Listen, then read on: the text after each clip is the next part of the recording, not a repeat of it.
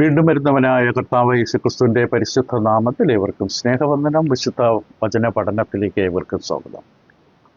ക്രിസ്തീയ വിശ്വാസ തെളിവുകൾ എന്ന പഠന പരമ്പരയുടെ 5ാമത്തെ അവതരണത്തിലാണ് നാം എത്തി നിൽക്കുന്നത്. സാധാരണ രീതിയിൽ നാം നടത്തുന്ന പഠനങ്ങൾ പോലെയല്ല ഇത്. വളരെ ശ്രദ്ധയും വളരെ സൂക്ഷ്മമായിട്ടുള്ള പരിഗണനയും പ്രാർത്ഥനയുമൊക്കെ ഇത് മനസ്സിലാക്കാൻ ആവശ്യമാണ്. അതുകൊണ്ട് ദയവായിട്ട് വീണ്ടും കേൾക്കേണ്ടതുണ്ടെങ്കിൽ കേൾക്കുക. നമ്മളിലുള്ള പ്രത്യാശയെക്കുറിച്ച് പ്രതിവാദം ചോദിക്കുന്നവരോട് നിങ്ങൾ എന്തിനാണ് ദൈവത്തെ വിളിക്കുന്നത്, ദൈവമുണ്ടോ എന്നൊക്കെയുള്ള ചോദ്യങ്ങൾ ഉന്നയിക്കുന്ന ലോകത്തിൽ, സംശയത്തിൻ്റെ ഈ ലോകത്തിൽ ഒരു വിശ്വാസിയെ സംബന്ധിച്ച് വ്യക്തമായ തിരിച്ചറിവും നിശ്ചയവും ബോധ്യവും ഉണ്ടാകണം. ദൈവത്തിൻ്റെ അസ്തിത്വം, ദൈവമുണ്ട് എന്നുള്ളത്. ബൈബിളിലെ ചില വാക്യങ്ങളെടുത്ത് സംസാരിക്കുക മാത്രമല്ല, അത് വേണം. പക്ഷെ അത് മാത്രമല്ല, മറ്റ് ചില ബുദ്ധിപരമായ തെളിവുകൾ, ബൈബിളിൽ തന്നെ പറയുന്ന വാക്കാണ് ബുദ്ധിക്ക് തെളിവായി വെളിപ്പെട്ടിരിക്കുന്നു. ബുദ്ധിപരമായിട്ടും നമുക്ക് കാര്യങ്ങൾ ബോധ്യപ്പെട്ടിരിക്കണം. മറ്റുള്ളവർക്ക് മനസ്സിലായാലും ഇല്ലെങ്കിലും, തിരിച്ചറിഞ്ഞാലും വിശ്വസിച്ചില്ലെങ്കിലും നമുക്ക് വ്യക്തമായി ബോധ്യമുണ്ടാകണം, നാം വിളിക്കുന്ന ദൈവം വാസ്തവത്തിലുണ്ട്, ദൈവമുണ്ട്. ഇത് ദൈവത്തിൻ്റെ അടുക്കൽ കടന്നു വരാൻ വളരെ ആവശ്യമാണ്. ഈ വിഷയ പഠനത്തിൽ ദൈവത്തിൻ്റെ അസ്തിത്വം അഥവാ ദൈവമുണ്ട് എന്നുള്ള ഈ തെളിവുകൾ നാം പഠിക്കുമ്പോൾ നമ്മൾ ആദ്യം കണ്ട വാദഗതി, ചില വാദങ്ങൾ ഇവിടെ ആവശ്യമാണ് പരിശോധിക്കണം. ഒന്ന്, ഹേതു അഥവാ കാരണം, ഫലം. ഒരു ഫലം കണ്ടാൽ അതിൻ്റെ പിന്നെ ഒരു കാരണമുണ്ട്. ആ വാദത്തിൽ നമ്മൾ ആദ്യമായിട്ടുള്ള കഴിഞ്ഞ ക്ലാസ്സിൽ നമ്മൾ ചിന്തിച്ച ചില കാര്യങ്ങളുടെ പ്രധാന ആശയങ്ങൾ ഓർമ്മപ്പെടുത്തുകയാണ്. അപ്പോൾ ഒരു ഫലം നമ്മൾ കണ്ടാൽ, ഒരു വസ്തുവിനെ കണ്ടാൽ അതിൻ്റെ പിന്നിൽ ഒരു കാരണമുണ്ടെന്നറിയാം. മതിയായൊരു കാരണമില്ലാതെ അതുണ്ടാകില്ല. ഒരു കയ്യടി ശബ്ദം കേട്ടു, ഒരു കരച്ചിൽ കേട്ടു, അല്ലെങ്കിൽ ഒരു പുഷ്പത്തെ കണ്ടു. അപ്പോൾ അതിൻ്റെ പിന്നിൽ ഒരു കാരണമുണ്ട്. ഈ കാരണം ആദ്യ കാരണം, ഇതുണ്ടാകാനുള്ള കാരണം പര്യാപ്തമായ കാരണം. അപ്പോൾ പ്രപഞ്ചത്തിലുടനീളം നമുക്ക് കാണാൻ കഴിയും ലോകം മുഴുവൻ മനോഹരമായി ക്രമീകരിക്കപ്പെട്ട ലോകം. അത് ഏത് ലോകമാകട്ടെ, സസ്യലോകമാകട്ടെ, ജന്തുലോകമാകട്ടെ, ധാതുലോകമാകട്ടെ, ആകാശത്തിലുള്ള ഗ്രഹങ്ങളുടെ ലോകമാകട്ടെ, ഏത് ലോകത്തെ പരിശോധിച്ചാലും നമ്മുടെ ശരീരത്തിലേക്ക് നോക്കിയാലും കൃത്യമായൊരു ക്രമീകരണം, വ്യക്തമായിട്ടുള്ള ഒരു ഒരുക്കം, വ്യക്തമായൊരു എല്ലാ കാര്യങ്ങളെല്ലാം നമ്മുടെ കൺമുമ്പിൽ കാണാം. ഇത് വെറുതെ ഉണ്ടാകുന്നതല്ല. അപ്പോൾ നാം വളരെയധികം സ്വതസിദ്ധമായൊരു സത്യം നമ്മൾ കേട്ടു. എന്താണ്? എന്തെങ്കിലും ഉണ്ടാകണമെങ്കിൽ എന്തെങ്കിലും ഒന്നിൽ നിന്ന് വേണം അതുണ്ടാകാൻ. ഒന്നുമില്ലായ്മയിൽ നിന്ന് ഒന്നും ഉണ്ടാകില്ല, ഒരിക്കലും ഉണ്ടാകില്ല. വെറുതെ ശൂന്യതയിൽ നിന്ന് ഒരു കാരണമില്ലാതൊരു ശബ്ദം കേൾക്കില്ല. ആ ശബ്ദം ഒരു കാരണത്താൽ ഉത്ഭവിച്ചതാണ്. ഒരു സംഭവം ഉത്ഭവിക്കണമെങ്കിൽ അതിൻ്റെ പിന്നിൽ എന്തെങ്കിലും കാരണം വേണം. അത് വളരെ വ്യക്തമാണ്. അപ്പം നമ്മുടെ മുമ്പിൽ എല്ലാം കൃത്യമായി തെളിവുകൾ, ഫലം നമുക്ക് കാണാം. പ്രപഞ്ചവും നമ്മളുമെല്ലാം ഫലങ്ങളാണ്. അപ്പോൾ തീർച്ചയായും എന്തോ പണ്ട് മുതലേ ഉണ്ടായിരുന്നതിൽ നിന്നാണ് ഇതൊക്കെ ഉളവായത് എന്നുള്ളത് നമുക്ക് നിഗമനത്തിൽ എത്താൻ കഴിയും. അപ്പോൾ ആ ഉണ്ടായിരുന്നത് പരമമായിട്ടുള്ളതാണ്, നിത്യമായിട്ടുള്ളതാണ്, സൃഷ്ടി അല്ലാത്തതാണ്, സർവശക്തിയുള്ളതാണ്. കാരണം ഉണ്ടായതിനെ നിലനിർത്തുവാൻ പര്യാപ്തമായതായിരിക്കണം ഇതിൻ്റെ കാരണം. അപ്പോൾ എപ്പോഴും നിലനിൽക്കുന്നതായിരിക്കണം. കുറച്ച് വർഷങ്ങൾ കഴിഞ്ഞ് കൊഴിഞ്ഞ് വീട് പോകുന്നതാകരുത്, തളർന്ന് മരിക്കുന്നതാകരുത്. അപ്പോൾ ഇതെല്ലാം ഉണ്ടാകാൻ കാരണമായ ശക്തിയോ വ്യക്തിയോ എന്തുമാകട്ടെ, അത് നിത്യമായി നിൽക്കുന്ന ശക്തനായ ഒരു കാരണമാണ്, ശക്തിയുള്ള ഒരു കാരണമാണ്. ഈ കാരണത്തെ ദൈവത്തെ അറിയുന്നവർ വിളിക്കും ദൈവമാണ് ആ കാരണം. എല്ലാം ഉത്ഭവിപ്പാനും ഉത്ഭവിച്ചതിനെ പരിപാലിച്ച് നടത്താനും നിലനിൽക്കുന്നവൻ ദൈവമാണ്, പരമോന്നതൻ, പരമമായ ദൈവം, അവസാനമില്ലാത്ത, സൃഷ്ടിയല്ലാത്ത നിത്യനായ ദൈവം. ഇപ്പൊ ദൈവം എന്നുള്ളത് ഈ ചോദ്യത്തിൻ്റെ ശരിക്കുള്ള കൃത്യമായ വ്യക്തമായ ഉത്തരമാണ്. എല്ലാത്തിൻ്റെ കാരണം എവിടെ നിന്നെല്ലാം ഉത്ഭവിച്ചു, ഞാൻ എവിടെ നിന്നുണ്ടായി, മനുഷ്യൻ എവിടെ നിന്നുണ്ടായി എന്ന ചോദ്യത്തിൻ്റെ കൃത്യമായ ഉത്തരം ദൈവം എന്നതാണ്. അത് ശരിയായ ഉത്തരവുമാണ്, പൂർണ്ണതയുള്ള പര്യാപ്തമായ ഉത്തരമാണ്. ഈ കാണുന്ന പ്രപഞ്ചം വെറുതെ ഉണ്ടായതല്ല, അത് ഉണ്ടാകാനുള്ള കാരണം. ഉൽപ്പത്തി പുസ്തകത്തിൻ്റെ ബൈബിൾ വിശ്വസിക്കുന്നുണ്ടെങ്കിൽ ആദ്യ വാക്യം തുടങ്ങുന്നത് തന്നെ എങ്ങനെയാണ്? ആദിയിൽ ദൈവം ആകാശവും ഭൂമിയും സൃഷ്ടിച്ചു. രണ്ടാമത് നമ്മൾ കണ്ടത് പദാർത്ഥം. അതായത് ചില മനുഷ്യർ ഇതിൻ്റെ എല്ലാം കാരണം എന്താണെന്ന് അന്വേഷിക്കുമ്പോൾ അവർ പറയും പദാർത്ഥങ്ങൾ, രാസവസ്തുക്കൾ, കെമിക്കലുകൾ, കുഴഞ്ഞ ചേർ, അന്തരീക്ഷത്തിലെ മറ്റു പല വായു, ഇങ്ങനെയുള്ള പദാർത്ഥങ്ങളിലൂടെയാണ് ഇവയെല്ലാം ഉണ്ടായത്. അത് ഉത്തരം ഒരിക്കലും പൂർണ്ണമാകില്ല. ആ ഉത്തരം ഒരിക്കലും തൃപ്തി തരുന്നില്ല. കാരണം ഈ പദാർത്ഥങ്ങൾക്കുള്ള സ്വഭാവ സവിശേഷതകളല്ല മനുഷ്യരിൽ കാണുന്നത്. മനുഷ്യർ ഈ പദാർത്ഥത്തിൽ മണ്ണിൽ നിന്നാണ് ഉണ്ടായതെങ്കിൽ, ഇത് വെറും മണ്ണിൽ നിന്ന് ദൈവത്തിന്റെ സാന്നിധ്യം ഇടപാടുകളില്ലാതെ വെറും മണ്ണ് മാത്രമാണെങ്കിൽ മനുഷ്യരിൽ എവിടെ നിന്നാണ് ഈ മനസ്സ്, വ്യക്തിത്വം, തെരഞ്ഞെടുപ്പ്, ആലോചന, ചിന്താശക്തി, ഉപസംഹാരം, തീരുമാനം, ഇങ്ങനെയുള്ള കഴിവുകൾ എവിടെ നിന്ന്? ഈ മണ്ണിന് ഈ കഴിവുകളില്ല. അപ്പം മണ്ണിൽ നിന്ന്, പദാർത്ഥങ്ങളിൽ നിന്നല്ല എന്ന് വ്യക്തമാണ്. മനുഷ്യനുള്ള വൈകാരികമായ, ബുദ്ധിപരമായ, യുക്തിപരമായുള്ള മനുഷ്യന്റെ കഴിവുകൾ അത് വ്യക്തമായി കാണിച്ചു തരുന്നു. ഈ മനുഷ്യന്റെ ഉത്ഭവത്തിന്റെ പിന്നിൽ ഇതെല്ലാം, ഈ ഗുണങ്ങളെല്ലാം പൂർണ്ണതയോടുകൂടിയും അതിലപ്പുറവുമുള്ള ഒന്നിൽ നിന്ന് മാത്രമേ മനുഷ്യനുണ്ടാവുകയുള്ളൂ.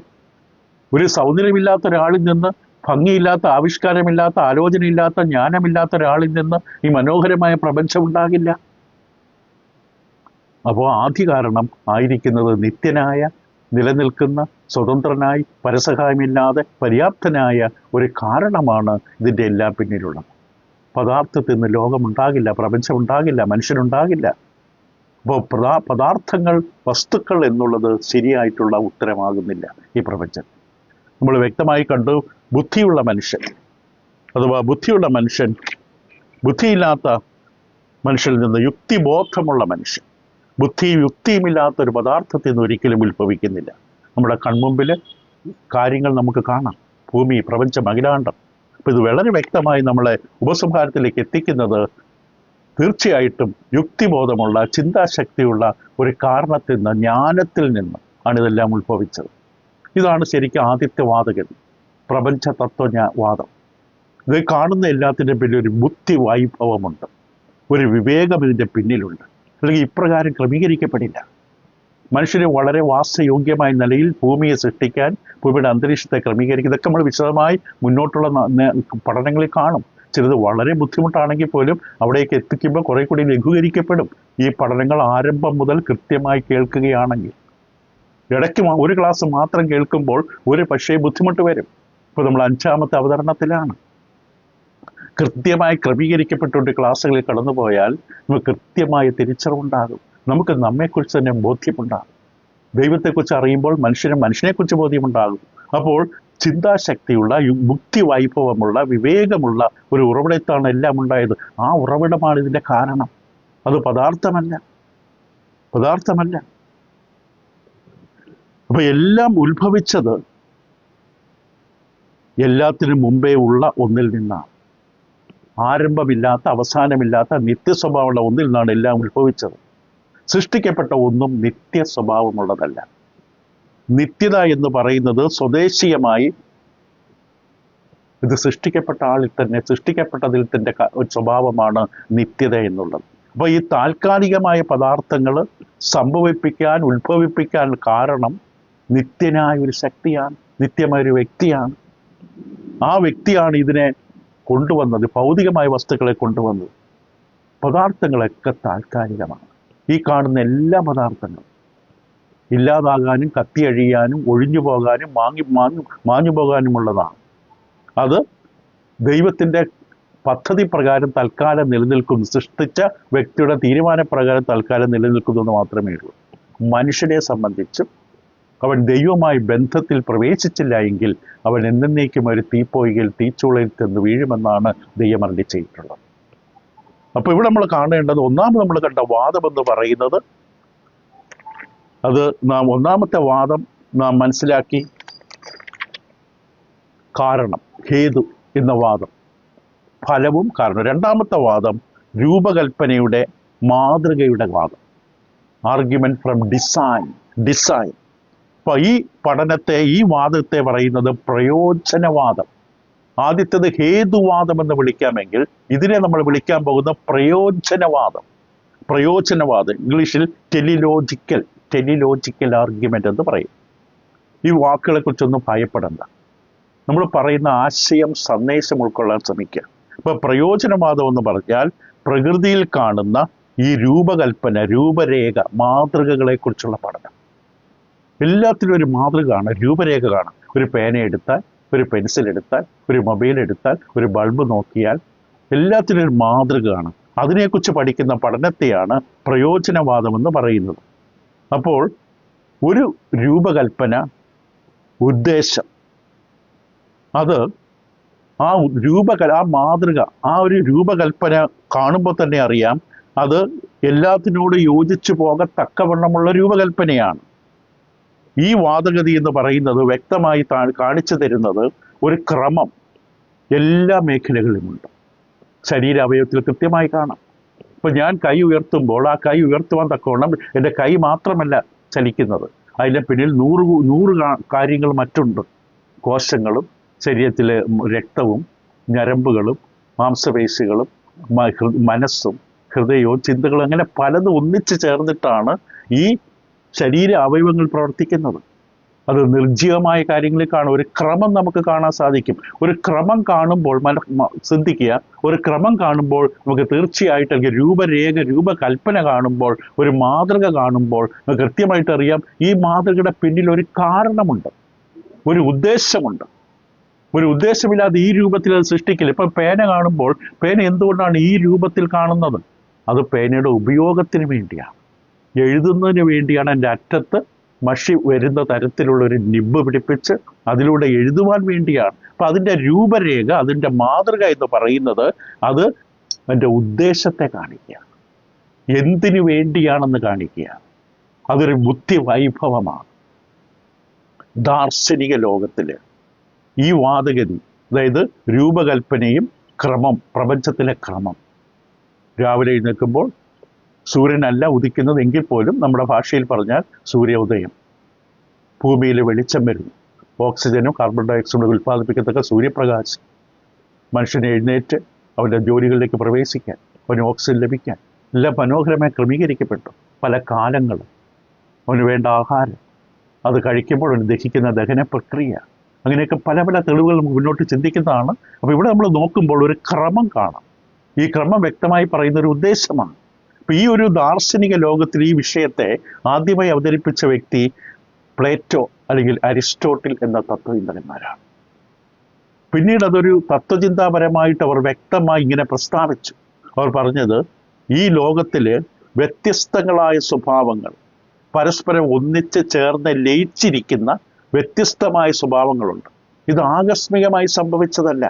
ഇതെല്ലാം സംഭവിക്കണമെങ്കിൽ അതിൻ്റെ പിന്നിൽ കൃത്യമായ ഉദ്ദേശത്തോടെ പരിപാലിക്കുന്ന ഒരു രൂപകൽപ്പന ചെയ്യുന്ന ഒരാളില്ലാതെ ഇതിങ്ങനെ സംഭവിക്കില്ല.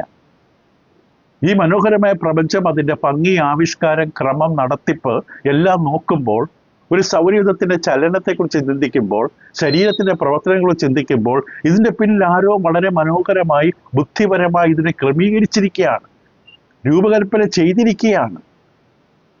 അതുകൊണ്ട് നമുക്ക് നമ്മുടെ വാ കൊണ്ട് നമുക്ക് സംസാരിക്കാൻ വാ ക്രമീകരിച്ച്, നാവ് ക്രമീകരിക്കുന്നു, ചുറ്റും പല്ലുകളുണ്ട്, ഉപനീരുകളുണ്ട്, ഇതെല്ലാം ക്രമീകരിച്ച് എന്തിന് നമുക്ക് സംസാരിക്കുവാൻ. ഈ മൃഗങ്ങൾക്ക് സംസാരിക്കാൻ കഴിവില്ല. മനുഷ്യരെ ഉദാഹരണം മാത്രമാണ്. നമുക്ക് സംസാരിക്കാൻ കഴിയേണ്ടതിന് നമ്മുടെ ശരീരത്തെ എത്രമാത്രം മനോഹരമായിട്ടാണ് ക്രമീകരിച്ചത്. അപ്പം അത് ക്രമീകരിച്ച വ്യക്തിയുടെ ജ്ഞാനം എന്താണ്, ബുദ്ധി വൈഭവം എന്താണ്? അത് ദൈവമാണ്. അപ്പോൾ ഒരു മാതൃക അഥവാ രൂപകൽപ്പന അഥവാ രൂപരേഖ നമ്മൾ കാണുമ്പോൾ അതിൻ്റെ പിന്നിൽ ഒരു ജ്ഞാനം കാണാം. അപ്പോൾ നേരത്തെ കണ്ട പ്രപഞ്ച തത്വജ്ഞാനം അതൊന്ന് ആദ്യം കണ്ടു. ഒരു ഫലമുണ്ടെങ്കിൽ അതിനൊരു കാരണമുണ്ട്. ഈ പറഞ്ഞ വാദം പ്രയോജനവാദം. ഇത് രണ്ടും വാസ്തവത്തിൽ ഒന്നായിട്ട് തന്നെ നിൽക്കുകയാണ്. കാരണം ഒരു വസ്തുവിൻ്റെ രൂപരേഖ കാണുമ്പോൾ അതിൻ്റെ ഉപയോഗത്തെ അത് കാണിച്ചു തരികയാണ്. ഈ രണ്ടും കാണിച്ചു തരുന്നത് പ്രപഞ്ചത്തെക്കുറിച്ച് തെളിയിച്ചു തരികയാണ്. ഈ പ്രപഞ്ചത്തിൽ ഉണ്ടായതെല്ലാം ഒരു പ്രയോജനത്തിന് വേണ്ടിയാണ്. മനുഷ്യനെ ഉണ്ടാക്കുന്നതിന് മുമ്പ് തന്നെയാണ് ദൈവം പ്രകൃതിയെ മുഴുവൻ ഒരുക്കിയതെന്ന് ബൈബിൾ പഠിപ്പിക്കുന്നു. 6 ദിവസം കൊണ്ട് ദൈവം എല്ലാ കാര്യങ്ങളും ക്രമീകരിച്ചു. താൻ സൃഷ്ടിക്കാൻ പോകുന്ന മനുഷ്യന്റെ വാസത്തിന് യോഗ്യമായ നിലയിൽ നല്ല അന്തരീക്ഷവും ആരോഗ്യം കിട്ടുന്ന തരത്തിൽ അവൻ്റെ എല്ലാ കാര്യങ്ങളും നല്ല രീതിയിൽ നടക്കേണ്ടതിന് അനുയോജ്യമായൊരു പ്രതലമായിട്ടാണ് ഭൂമിയെ ഒരുക്കിയിട്ടാണ് അവസാനം മനുഷ്യനെ മെനഞ്ഞെടുത്തത്. അപ്പം ഭൂമിയിലുള്ള സകലതിനും ആ രൂപകൽപ്പന പിന്നിലൊരു പ്രയോജനമുണ്ട്, അത് വ്യക്തമാണ്. അപ്പം ഈ ഒരു പ്രയോജനവാദം എന്ന് പറയുന്നത് ഭൂമിയിൽ കാണുന്ന സകല ക്രമങ്ങളും ഒരു വ്യക്തമായ ഉദ്ദേശത്തോടു കൂടി സ്ഥാപിക്കപ്പെട്ടിരിക്കുകയാണ്, നിർമ്മിക്കപ്പെട്ടിരിക്കുകയാണ്. ഒന്നൊന്നിനെ താങ്ങി നിർത്തുകയാണ്. മഴയൊക്കെ ചിന്തിച്ച് കാണാം, എങ്ങനെ മഴ ഉണ്ടാകുന്നു. എല്ലാം ആ പ്രകൃതിയിലെ ദൈവത്തിൻ്റെ മനോഹരമായ പദ്ധതിയുണ്ട്. മഴ ഉണ്ടാകാൻ എന്തൊക്കെയാണ് സംഭവിക്കുന്നത്, അതൊക്കെ നമ്മൾ പിന്നീടുള്ള പഠനത്തിൽ നമ്മൾ ചിന്തിക്കുന്നതാണ്. അപ്പോൾ ഇതെല്ലാം നമ്മൾ കാണുമ്പോൾ എന്താണ് ഉപസംഹാരമായിട്ട് പറയാൻ പറ്റുന്നത്? ഈ പ്രപഞ്ചത്തെക്കാളും വലിയൊരു മനസ്സ്, ജ്ഞാനം, ബുദ്ധി പ്രവർത്തിക്കുകയാണ്. ഈ കാണുന്ന പ്രപഞ്ചത്തിൻ്റെ പിന്നിൽ ഈ തരത്തിൽ രൂപകൽപ്പന ചെയ്ത് ഡിസൈൻ ചെയ്ത് ഇതിനെ സൃഷ്ടിക്കുന്നതിൻ്റെ പിന്നിൽ ഒരു വലിയ ജ്ഞാനം പ്രവർത്തിച്ചിരിക്കുന്നു. ഇത് നമുക്ക് കൂടുതൽ വിശദമായി ചിന്തിക്കുമ്പോൾ, ദൈവത്തിൻ്റെ സഹായത്തോടെ നമ്മൾ ചിന്തിക്കുമ്പോൾ ദൈവവചനം വളരെ വ്യക്തമായിട്ട് പറയുന്നു, ഈ സൃഷ്ടിയിൽ ജീവിക്കുന്ന മനുഷ്യന് ജീവിക്കാൻ മനോഹരമായ രൂപകൽപ്പന ചെയ്ത ഭൂമുഖത്ത് ദൈവം മനുഷ്യനെ ആക്കി വെച്ചിട്ട് മനുഷ്യന് പറയുകയാണ്, നിനക്ക് ചുറ്റും മതിയായ തെളിവുകൾ ഞാൻ നിരത്തി വെച്ചിരിക്കുകയാണ്.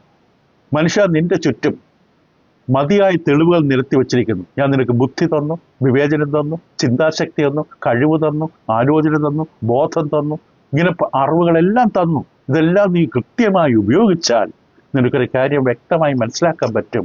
നിന്റെ ബുദ്ധിക്ക് തെളിവായി നിനക്ക് മനസ്സിലാക്കാൻ പറ്റും. ഇത് വെറുതെ വന്നതല്ല. ഈ മനോഹരമായ പ്രപഞ്ചം ഈ വൃത്തം ക്രമീകരിച്ചത് ആകസ്മികമല്ല.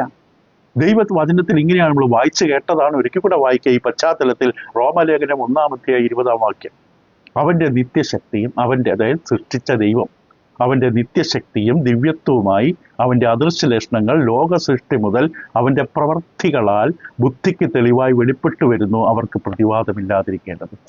ഇനി മറ്റൊരു പ്രതിവാദം, എക്സ്ക്യൂസ്, ന്യായം പറയാൻ പറ്റാതെ വണ്ണം മതിയായ തെളിവുകൾ സമ്പന്നമാക്കിയിരിക്കുകയാണ് ദൈവം ഈ ലോകത്തെ, ഈ പ്രപഞ്ചത്തെ. ഇപ്പൊ പൗലോസ് വ്യക്തമായി പറഞ്ഞു, സൃഷ്ടി ഒരു മനുഷ്യന്റെ വിശ്വാസത്തിന് വളരെ വലിയ സഹായം തരികയാണ്. നമ്മൾ ജീവിക്കുന്ന ഭൂമി, ഈ ഭൂമി ജീവിച്ചിട്ട് ദൈവമില്ലെന്ന് പറയുന്ന മനുഷ്യനേക്കാളും അസംബന്ധം പറയുന്ന കുരുടനായ ബുദ്ധികെട്ട മറ്റൊരു നിർഭാഗ്യവനായ മനുഷ്യനില്ല. ഈ മനോഹരമായ പ്രപഞ്ചത്തിൽ ഭൂമിയിൽ ജീവിച്ചിട്ട് വാഗൊണ്ട് സംസാരിക്കുന്ന കഴിവുള്ള മനുഷ്യൻ, ശ്വസിക്കുന്ന മനുഷ്യൻ, അതിനുള്ള മൂക്കിനെ കുറിച്ച് കാണുന്ന മനുഷ്യൻ, ആഹാരം 3 നേരം കഴിക്കുന്ന മനുഷ്യൻ, ദൈവമില്ലെന്ന് പറയുമ്പോൾ അവനേക്കാളും കുരുടനായൊരു മനുഷ്യൻ വേറെയില്ല. ഈ ഭൂമിയിൽ മനുഷ്യനെ ആക്കി വെച്ചത് തന്നെ ദൈവത്തെ കാണാൻ സഹായിക്കാനാണ്, ദൈവത്തെ മനസ്സിലാക്കാനാണ്. അത് നമുക്ക് താഴെയുള്ള വാക്യം കാണാൻ സാധിക്കും. അപ്പം ഒരു വ്യക്തമാണ്, ഈ സൃഷ്ടി വിശ്വാസത്തിന് സഹായകരമാണ്. ഈ സൃഷ്ടി ഒരു കാരണത്താൽ ഉണ്ടായതാണ്.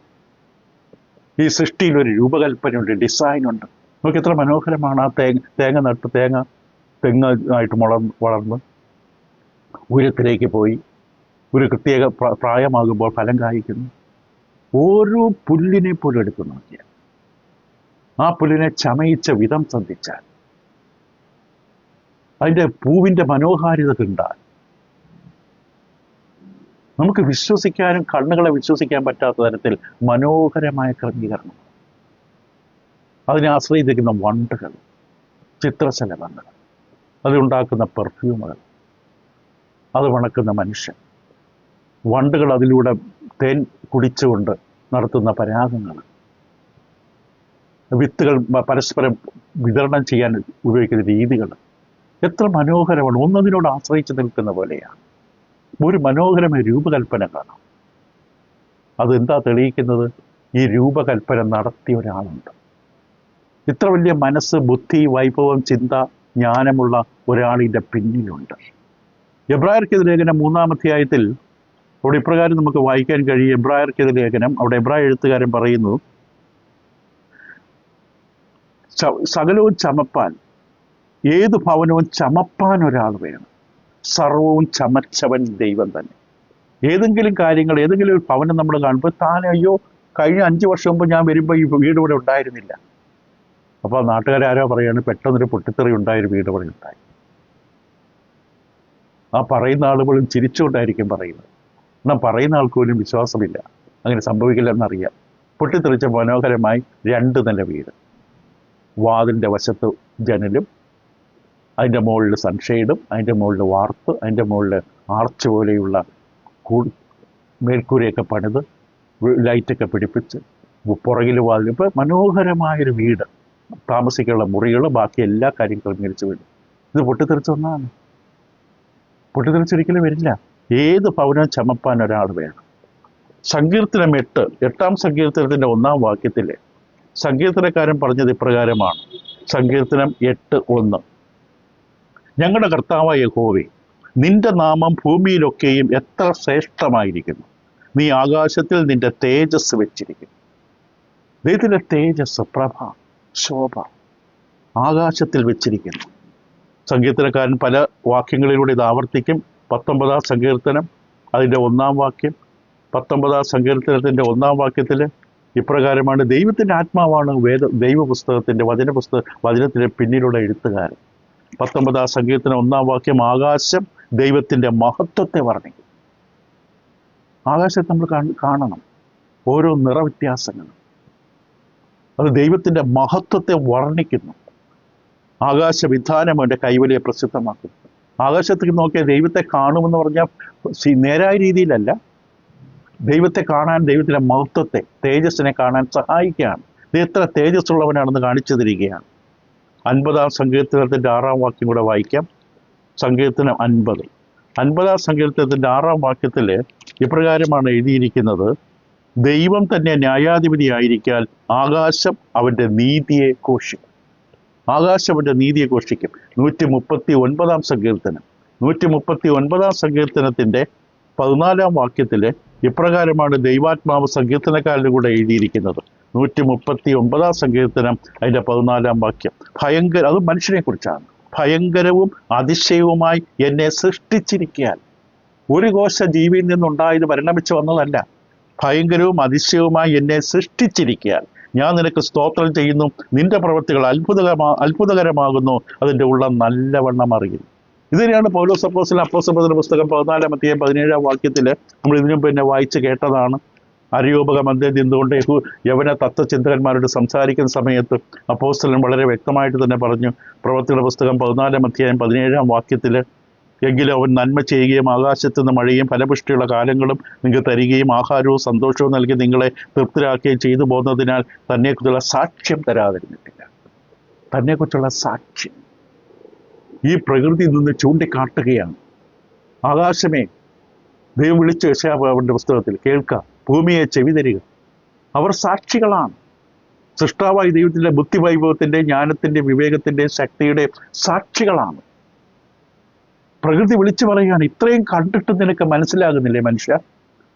ഈ മനോഹരമായ പ്രകൃതിയും ആകാശവും നക്ഷത്രക്കൂട്ടങ്ങളും ആകാശഗംഗകളും മൃഗലോകത്തെയും ജന്തുലോകത്തെയും സസ്യലോകത്തെയും ഈ ഭൂമിയിലെ മനോഹരമായ പ്രകൃതികൾ നമ്മൾ പലപ്പോഴും പടങ്ങൾ കണ്ട് മൂന്നാറിലെയോ അല്ലെങ്കിൽ ലോകത്തിലുള്ള മറ്റേ നയാഗര വെള്ളച്ചാട്ടത്തിൻ്റെയോ സഹാറ ഗുഹകളുടെയോ അജന്ത എല്ലോറ ഗുഹകളുടെയോ മനോഹരമായ ദൃശ്യങ്ങൾ കണ്ട് പ്രകൃതി ഭംഗിയിൽ കൊണ്ട് നമ്മൾ അത്ഭുതം കൂടാറുണ്ട്. അപ്പോൾ ഇത് ശാപം കിട്ടിയ ഭൂമിയുടെ ചിത്രമാണ്. അതിന് മുമ്പുള്ള ഭൂമിയുടെ ഭംഗി എന്താണ്? ഇപ്പോൾ തന്നെ ആ ഭംഗി എത്ര വലുതാണ്! ആ കുതിച്ചു വരുന്ന വെള്ളച്ചാട്ടം, ആൾക്കാരെല്ലാം സഞ്ചാരികളൊക്കെ കാണാൻ പോവുകയാണ്. ഇതിപ്പോൾ തന്നെ ഇതെത്ര മനോഹരമാണ്. പക്ഷെ അത് വിളിച്ചു പറയുകയാണ്.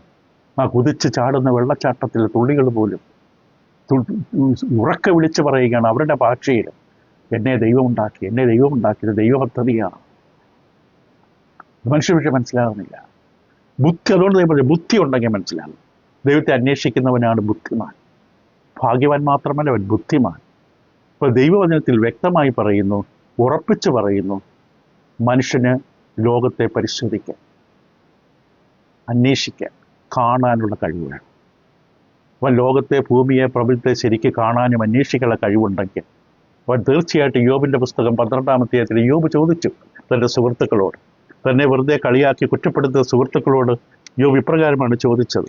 യോബിൻ്റെ പുസ്തകം 12 7-9 വാക്യങ്ങളിൽ യോബിൻ്റെ സുഹൃത്തുക്കളോട് യോബ് ചോദിച്ചത് ഇപ്രകാരമാണ്: മൃഗങ്ങളോട് ചോദിക്കുക, അവ നിന്നെ ഉപദേശിക്കും. ആകാശത്തിലെ പക്ഷികളോട് ചോദിക്കുക, അവ പറഞ്ഞു തരും. അല്ല, ഭൂമിയോട് സംഭാഷിക്കുക, അത് നിന്നെ ഉപദേശിക്കും. സമുദ്രത്തിലെ മത്സ്യം നിന്നോട് വിവരിക്കും. യഹോവയുടെ കൈ ഇത് പ്രവർത്തിച്ചിരിക്കുന്നുവെന്ന് ഇവയെല്ലാം കൊണ്ടും ഗ്രഹിക്കാത്തവനാർ. യോബ് അത്ഭുതപ്പെട്ട് ചോദിക്കുകയാണ്, ഇത്രയും ഈ പ്രകൃതിയിലെ മനോഹരമായ പ്രകൃതിയിലെ അന്തരീക്ഷവും കാര്യങ്ങളും ക്രമീകരണങ്ങളും എല്ലാം കണ്ടിട്ടും ഗ്രഹിക്കാത്തത് എന്തുകൊണ്ട്? മൃഗങ്ങളോട് ചോദിക്ക്, പക്ഷികളോട് ചോദിക്ക്, ഭൂമിയോട് ചോദിക്ക്, മത്സ്യങ്ങളോട് ചോദിക്ക്, അവ പറഞ്ഞു തരും. സംഗീതക്കാരൻ പറഞ്ഞല്ലേ, അവ സംസാരിക്കുന്ന വാക്കുകളില്ല, പക്ഷെ അവർ വിളിച്ചു പറഞ്ഞുകൊണ്ടിരിക്കുകയാണ്. അപ്പോൾ സത്യസന്ധമായ അന്വേഷണം, അതാണ് എപ്പോഴും മനുഷ്യന് വേണ്ടത്. സത്യസന്ധത, പരമാർത്ഥത, ആത്മാർത്ഥത. സത്യസന്ധമായി സൃഷ്ടിയെ പരിശോധിച്ച മനുഷ്യൻ ഒരു സൃഷ്ടാവിലേക്ക് തിരിയും, സൃഷ്ടാവിനെ തേടും. ഇതിൻ്റെ പിന്നിലുള്ള ബുദ്ധി, വൈഭവം, മനസ്സ്, ജ്ഞാനം, ശക്തി ആ സൃഷ്ടാവിനെ തേടും. ഈ തേടലാണ് മനുഷ്യനെ ദൈവത്തിലെത്തിക്കേണ്ടത്. അതിൻ്റെ വാദമാണ് നമ്മൾ പറഞ്ഞത്, രൂപകൽപ്പനയുടെ വാദം. ശക്തമായ വാദമാണ്. ഉന്നതമായ ഒരു കാരണം ഇതിൻ്റെ പിന്നിലുണ്ട്. അത് സാധാരണ കാരണമല്ല, മനോഹരമായ. ഈ പ്രകൃതി ഇപ്പോൾ തന്നെ ഇത്ര മനോഹരമാണെങ്കിൽ ദൈവം എത്ര മനോഹരമാണ്, ദൈവം എത്ര നല്ലവനാണ്. ഉന്നതമായൊരു ശക്തിയുടെ സാക്ഷ്യമാണിത് ഈ രൂപകൽപ്പനക്ക് ആവശ്യപ്പെടുന്നത്. അത് പരികൽപ്പന ചെയ്ത വ്യക്തി, ഈ മാതൃക തയ്യാറാക്കിയ ഒരു വ്യക്തിയിലേക്ക് എത്തിക്കുകയാണ്. ആ വ്യക്തിയുടെ ഉന്നതമായ മനോഹാരിത, സൗന്ദര്യം, ജ്ഞാനം, അറിവ്, ബലം, അതിലേക്ക് എത്തിക്കുകയാണ് ഈ സൃഷ്ടി പോലും. ശരിയായി ചിന്തിച്ചാൽ, ശരിയായി അന്വേഷിച്ചാൽ. അപ്പോൾ ഇവിടെ നമ്മൾ മറ്റൊരു കാര്യം കൂടി ശ്രദ്ധിക്കണം. ഈ വാദം നമ്മൾ ചിന്തിക്കുന്ന സമയത്ത് ഈ പ്രകൃതിയിലേക്ക് നോക്കിയാൽ ദൈവത്തിൻ്റെ സ്വഭാവ സവിശേഷതകൾ കാണാൻ കഴിയും എന്നല്ല പറയുന്നത്. ദൈവത്തിൻ്റെ സ്വഭാവങ്ങൾ, ദൈവത്തിൻ്റെ കരുണ, സ്നേഹം, ആർദ്രത, മനസ്സലിവ്, ദയ തുടങ്ങിയ സ്വഭാവ സവിശേഷതകളുടെ അതിൻ്റെ പൂർണ്ണമായ തിരിച്ചറിവ് പ്രകൃതിയിലേക്ക് നോക്കിയാൽ, ഈ മാതൃകയിലേക്ക് നോക്കിയാൽ അതിലൂടെ തിരിച്ചറിയാൻ കഴിയുമെന്നല്ല പറയുന്നത്. പക്ഷേ ഇതിലൂടെ നോക്കുമ്പോൾ കാണാൻ കഴിയുന്ന കാര്യം, മനസ്സിലാക്കാൻ കഴിയുന്ന കാര്യം, ഈ പ്രകൃതിയെക്കാളും, ഈ കാണുന്ന പ്രപഞ്ചത്തെക്കാളും ഉന്നതമായ മറ്റൊന്നുണ്ട്. ഇത് പൊട്ടിത്തെറിച്ച് ആകസ്മികമായി, യാദൃച്ഛികമായി വന്നതല്ല എന്നുള്ളത് വ്യക്തമാണ്. ദൈവത്തിൻ്റെ സ്വഭാവങ്ങളെല്ലാം കാണാൻ പറ്റില്ല ആകാശത്തിൽ നോക്കിയാൽ, ഭൂമിയിലേക്ക് നോക്കിയാൽ. പക്ഷേ ഇതൊന്നും പൊട്ടിത്തെറിച്ച് വന്നതല്ല എന്ന് കാണാം. രാത്രിയാകുമ്പോൾ ഇരുട്ട്, രാവിലെ ആകും പകല്, അതിന് സൂര്യപ്രകാശം, നമുക്ക് ആവശ്യത്തിന് മഴ, തണുപ്പ്, ചൂട്, ഇതെല്ലാം പൊട്ടിത്തെറിച്ച് വന്നതല്ല. ഈ ക്രമീകരണം, ഈ രൂപകൽപ്പന, ഈ മാതൃക പൊട്ടിത്തെറിച്ച് വന്നതല്ല, ആകസ്മികമല്ലെന്ന് കാണാൻ പറ്റും. ഇതിൻ്റെ പിന്നിൽ വലിയ ശക്തനായ, ജ്ഞാനമുള്ള, മതിയായവനായ, പരിപാലകനായ ഒരാളുണ്ട് എന്നുള്ളത് വ്യക്തമാണ്. ഒരാളെന്ന് പറയാൻ കാരണം മനുഷ്യൻ്റെ സ്വഭാവത്തിലേക്ക്, അവൻ്റെ ഇച്ഛയിലേക്ക്, തീരുമാനത്തിലേക്ക്, കഴിവുകളിലേക്ക്, ജ്ഞാനത്തിലേക്ക് നോക്കുമ്പോൾ മനുഷ്യൻ ഈ വിധത്തിലാണെങ്കിൽ അവനെ സൃഷ്ടിച്ച ഒരു വ്യക്തിയുണ്ട്. ഏറ്റവും വലിയ സ്വഭാവങ്ങളുടെ പൂർണ്ണതയുള്ളൊരു വ്യക്തി. അപ്പം അത് ദൈവത്തെ കുറിച്ച് കാണിച്ചു തരും. പക്ഷെ ദൈവത്തെ അറിയാൻ കൂടുതൽ വെളിപാട് വേണം. അത് ദൈവം തന്നിട്ടുമുണ്ട്. അതിനാണ് തൻ്റെ പുത്രനെ അയച്ചത്, ബൈബിൾ തന്നത്. അപ്പോൾ നൂറ്റാണ്ടുകളിലൂടെ മനുഷ്യൻ എപ്പോഴും അത്ഭുതപ്പെട്ട കാര്യങ്ങളാണ്. നിയമം, ക്രമം, രൂപകൽപ്പന, ലോ, ഓർഡർ, ഡിസൈൻ. ഒരു നിയമം, എന്ത് മനോഹരമായ നിയമമാണ്. സമുദ്രത്തിലെ വെള്ളം കുതിച്ചു വരുമ്പോൾ അതിനെ മണത്തിട്ട ദൈവം വെച്ചിട്ടുണ്ട്. എല്ലാം നിയമം വെച്ചിട്ടുണ്ട്, ക്രമം വെച്ചിട്ടുണ്ട്, പിന്നെ രൂപകൽപ്പനയുണ്ട്. ഒരു ശാസ്ത്രജ്ഞൻ ഇപ്രകാരം പറയുകയുണ്ടായി, ഈ ലോകത്തിലെ നിയമങ്ങളും ക്രമങ്ങളുമൊക്കെ കണ്ടിട്ട് ഇത് ആകസ്മികമായിട്ട് സംഭവിച്ചു എന്ന് എനിക്ക് ഒരിക്കലും വിശ്വസിക്കാൻ പറ്റില്ല. അത് അസാധ്യമാണ്. ഈ പ്രപഞ്ചത്തിലെ നിയമങ്ങൾ അത് ഏത് ലോകത്തിൽ, ജന്തുലോകത്തിൽ തന്നെ കാണാം. കാട്ടിലെ മൃഗങ്ങൾക്കൊരു നിയമമുണ്ട്, അതിൻ്റെ അതിര് വിട്ട് കയറില്ല. പക്ഷികൾക്ക് നിയമമുണ്ട്. നിയമങ്ങൾ, ക്രമം, ഇതെല്ലാം ബുദ്ധിവൈഭവം ഒരുമിച്ച് ചേർന്ന് പോകുകയാണ്. പ്ലേറ്റോ എന്ന് പറയുന്ന തത്വചിന്തകൻ പറയുകയുണ്ടായി, ഭൂമിയും സൂര്യനും നക്ഷത്രങ്ങളും പ്രപഞ്ചവുമെല്ലാം അതിൻ്റെ വ്യത്യസ്തമായ മനോഹാരിത നിറഞ്ഞ കാലഘട്ടങ്ങളും കാലഗതികളും വ്യക്തമായി വിളിച്ചു പറയുന്നു. ദിവ്യനായ ഒരു വ്യക്തി ഇതിൻ്റെ പിന്നിൽ പ്രവർത്തിക്കുന്നു. വെറും മനുഷ്യനല്ല, ദിവ്യത്വമുള്ള ഒരു വ്യക്തി ഇതിൻ്റെ പിന്നിൽ പ്രവർത്തിക്കുന്ന പ്ലേറ്റോ പറഞ്ഞു. ഐസക് ന്യൂട്ടൻ എന്ന ശാസ്ത്രജ്ഞനും ഉപസംഹരിച്ചത് ഇങ്ങനെയാണ്: ഈ ബുദ്ധിവൈഭവത്തിൻ്റെ, ജ്ഞാനത്തിൻ്റെ പുറകിൽ അത് നമ്മൾ അന്വേഷിച്ച് തേടുമ്പോൾ, ഈ പ്രത്യേകിച്ച് ജ്യോതിർഗോളങ്ങൾ, ആകാശഗംഗങ്ങൾ, ഗ്രഹങ്ങൾ, അതിൻ്റെ ചലനങ്ങൾ, അതിൻ്റെ പ്രവർത്തനമൊക്കെ ചിന്തിച്ച് പുറകോട്ട് പോകുമ്പോൾ ഒരു മനസ്സിനെ കാണാൻ കഴിയും. അത് ബുദ്ധിയുള്ളൊരു മനസ്സ്. അപ്പോൾ വ്യക്തമാണ്, മനുഷ്യരുടെ നടുവിൽ ഒരു ക്രമമുണ്ട്. ആ ക്രമം വ്യക്തമായി കാണിക്കുന്ന നിത്യമായി ഇത് ക്രമീകരിച്ച ഒരാൾ. ക്രമമുണ്ടെങ്കിൽ അത് ക്രമീകരിക്കുന്ന ആൾ വേണം. അപ്പോൾ ഈ തെളിവുകൾ നമ്മൾ പരിശോധിക്കുമ്പോൾ രൂപകൽപ്പനയും ക്രമത്തിൻ്റെ തെളിവുകൾ, വ്യക്തമായി തന്നെ അത് ബോധ്യപ്പെടുത്തുന്ന സത്യം, ഈ പ്രപഞ്ചത്തിലെ ക്രമമില്ലായിരുന്നുവെങ്കിൽ മനുഷ്യന് നിലനിൽക്കാൻ പറ്റില്ല. മനുഷ്യന് നിലനിൽക്കാൻ പറ്റില്ല. കാരണം മനുഷ്യരിങ്ങനെ ക്രമമൊന്നുമില്ലാത്ത കുറേ പദാർത്ഥങ്ങൾ ഒന്നു ചേർന്നതല്ല. പക്ഷെ കൃത്യമായ ക്രമത്തിലാണ് അവരുടെ ജീവിതം ക്രമീകരിച്ചിരിക്കുന്നത്. ദൈവം തന്നെ വ്യക്തമായി പറഞ്ഞു, 6 ദിവസം കൊണ്ട് മനുഷ്യരെ സൃഷ്ടിച്ച് 7-ാം ദിവസം വിശ്രമിക്കാൻ പറഞ്ഞു. ദൈവം വിശ്രമിച്ചു. എന്ത് മനോഹരമായ ക്രമമാണ്. പകൽ അധ്വാനിക്കുക, രാത്രി വിശ്രമത്തിനുള്ള സമയം, തക്ക കാലാവസ്ഥ കൊടുത്തു, ഇരുട്ട് കൊടുത്തു. ഇപ്പൊ ക്രമം വളരെ മനോഹരമായിട്ട് വെച്ചിരിക്കുകയാണ് ദൈവം. ഇത് വ്യക്തമായി കാണിച്ചു തരുന്നത് ഒരു ക്രമം എവിടെ തിരിഞ്ഞാലും കാണാം. ഏത് ലോകത്തിൽ നോക്കിയാലും ഓരോ ദിവസവും നമ്മൾ ചിന്തിച്ചാൽ നമ്മുടെ ശരീരത്തിൽ എല്ലായിടത്തും ഈ ക്രമം കാണാം. അത് കാണുന്നത് വലിയ ശ്രേഷ്ഠനായ ഉന്നതനായ ഒരു ജ്ഞാനമുള്ള ഒരു സൃഷ്ടാവിനെയാണ്. ഇതിൻ്റെ തെളിവുകളിലേക്ക് നമ്മൾ പോയാൽ, ഈ രൂപകൽപ്പന ക്രമം അല്ലെങ്കിൽ ഈ തെളിവുകളിലേക്ക് നോക്കിയാൽ, ആദ്യം നമ്മൾ ഈ കോശങ്ങൾ, മനുഷ്യ ശരീരത്തിലുള്ള കോശങ്ങൾ, ആ ലോകത്തിലേക്കൊന്ന് എത്തി നോക്കിയാൽ നമുക്ക് അടുത്ത ദിവസം ചിന്തിക്കാം. 10,000 മഹാകോടി കോശങ്ങൾ ഒരു സാധാരണ മനുഷ്യ ശരീരത്തിലുണ്ട്. ഈ